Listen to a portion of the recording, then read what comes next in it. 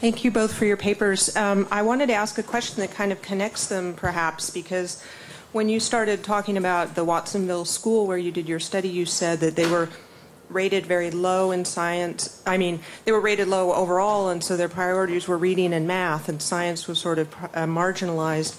And it occurred to me that schools could take the same strategy that they're taking for music and putting it at 7 o'clock, so it's not interfering with other curriculum. And so I guess I kind of wonder, I guess it's more a question for Serena, like why music and why not all the other things that get left out because we don't have time for them, and what the motivation of students to make music has to do with the fact that they're willing to try to do it at that time. And I guess the second question would be, how would this study look different if you did it on music students in college? Because as you know, and I'm in the music department, we don't have even 8 a.m. classes. We don't ever start before 9:30. And so how would your study be different if it was grade school kids or college kids? Oh, you can do that. Thanks for those questions. The first one you might have to repeat, but I'm going to talk about the second one first. I started thinking about, after doing all my research, how it would apply to college. And I was noticing research that once students hit 13, their preferences are more evening, and as they grow out of adolescence, they end up being more morning preference. So college might be different. 8 a.m. classes might be possible, but it would have to be the later college years, maybe graduate school or upperclassmen, and so maybe in the future studies would be helpful. I was actually thinking of doing the exact same survey for our department. But and then the first one you said, why music class? Why music is usually early and not other things? Yeah, because I mean, science is still important. You know, it's one of the core classes that they still have. And music is normally an extra thing, and normally either after school or before school.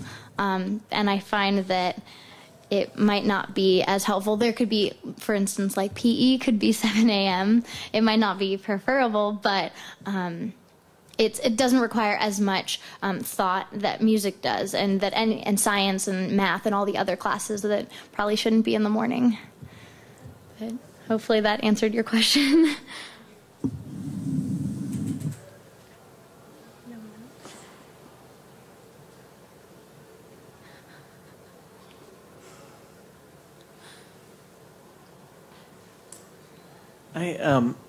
Hi, Pablo again. I had a question actually about both of the presentations because, unfortunately, in K-12 education right now, particularly in schools like in districts like Pajaro, there's a lot of time and investment put into high-stakes testing and math and writing only, and that's a difficult thing because clearly we want to have students that are exposed to a broader curriculum, and it seems like things are going further and further away from that. I'm wondering if you guys have, if either one of you have considered analyzing the impact of the programs, both music programs as well as the science programs, and the effect on the impact or effect that it has on students' testing. Because if you can isolate any kind of impact there, it seems like the programs that are being implemented in schools like Pajaro tend to be able to demonstrate an impact on growth in standardized testing or some kind of learning. So I'm although I don't like that way of thinking, it seems from a policy perspective to be important to then get enough minutes and time. So I'm just wondering if you guys have thought about that, or have thought about comparing some of the students' performance on standardized tests or other measures that might be more widely accepted in a district school kind of leadership discussion. I'll take that. So before I, got set on surveys, I did consider testing them. However, it is a very short program, and we spend a lot of time focusing on mainly just 2 standards. So it would be difficult to have a full-length, segment of a science portion of a test. But a lot of the research that I encountered through this process indicate that a lot of students perform higher on the standardized test scores, and a lot of the research, previous research, utilizes testing to gauge the influence of inquiry-based science instruction. So they're out there. So yeah, I mean, I definitely think it's something that could be done with my program, despite the length of the program. I think it would be interesting. I think particularly in response to the suggestion I made about focusing on English language learners, because I had several experiences where students were taken out of my garden science program to go meet with a reading tutor or go into a reading after school program.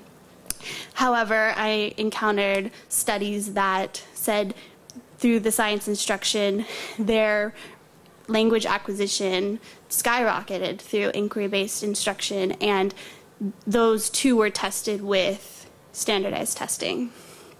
So I don't know if that answered, but you want to say something? Do they test science? Or do they test music? Yeah, I'll say something briefly. They don't really test music exactly, but there's been countless research that definitely talks about the benefits that music has on testing. I haven't gone into it extensively, but from what I've been trying to find for my own research, I found that music benefits lots of different aspects, including testing. Yeah, so I mean, I guess I mentioned only the reading and the science portion of a test, but they measured math improvement, writing improvement, all of those have been tested, so not just the science. Thank you. First, great presentations from both of you, and I think you might have just both answered the question I was going to ask, and that was about looking at standardized tests or other measures that have nothing to do with science or have nothing to do with music, and cross over those things, and how much just getting students in at 7 o'clock and doing something has an impact on what they're doing, whether it's music or PE or science or whatever it is, and how much just engaging in inquiry, which involves so many different kinds of things, crosses over those fields, and how you would go about modifying what you've done to really get at that. So you sort of talked about that, but if you've got other comments, I just wanted to.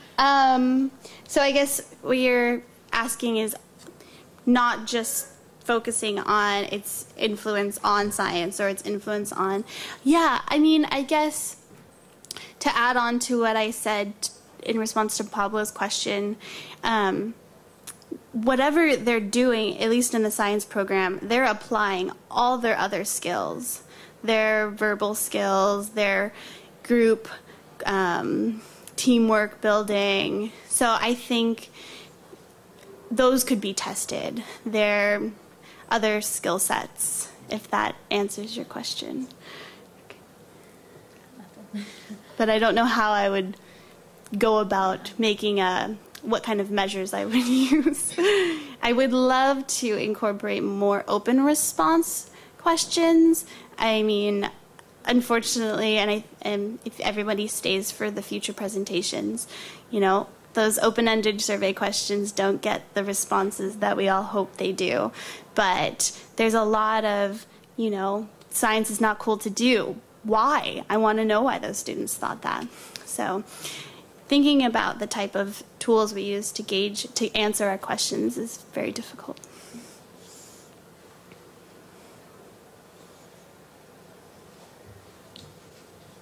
Thanks again, ladies.